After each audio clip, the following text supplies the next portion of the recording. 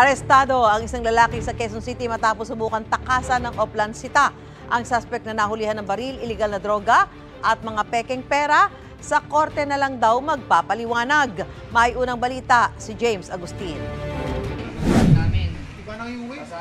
Sinubukan pa umanong tumakas sa Oplansita ng lalaking ito pero nahabol din siya ng mga pulis sa barangay Nagkaisang Nayon, Novaliches, Quezon City.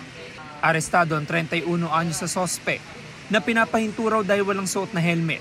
Nung pina-flag down siya, nag-slow down naman siya. Pero nung pagtapat, binirit niya yung kanyang motor. Then yung time na nagsakayan yung tropa sa kanya-kanyang motor, then hinabol siya. Then out of balance siya, kaya siya nahuli roon. Nakuha sa kanyang isang baril na kargado ng mga bala. Wala siya maipakitang lisensya nito. Laman din ang bagang 54 na gramo ng shabu na nagkakalaga ng 367,200 pesos at 139 na peking 1,000 peso bill. Ginagamit niya yung drugs. Kukuha siya, gamit niya yung fake money, katransaksyon niya sa ibang lugar. Yun yung pinambabayad niya. Pinanloloko niya rin sa kapwa niya na ganon din ang lakad. Then yung firearms, siguro pang suporta sa kanya just in case na magkagulatan yung katransaksyon niya.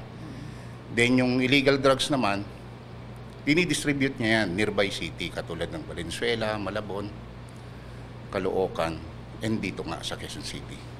Ito na ang ika-5 beses na makukulong ang suspect. Dati na siya nakasuhan ng pagnanakaw at frustrated murder sa Malabon. Nang tanungin sa kanyang pagkakaaresto, sa korte na lang po magsasalita. At ang hindi naman totoo yung dati. Hindi na po magsasalita sa korte. Nasampahan na ang suspect ng mga reklamong possession of false banknotes, resistance and disobedience upon an agent of person in authority, paglabag sa Comprehensive Dangerous Drugs Act, Comprehensive Firearms and Ammunition Regulation Act at Motorcycle Helmet Act. Ito ang unang balita. James Agustin para sa GMA Integrated News. Gusto mo bang mauna sa mga balita? Mag-subscribe na sa GMA Integrated News sa YouTube at tumutok sa unang balita.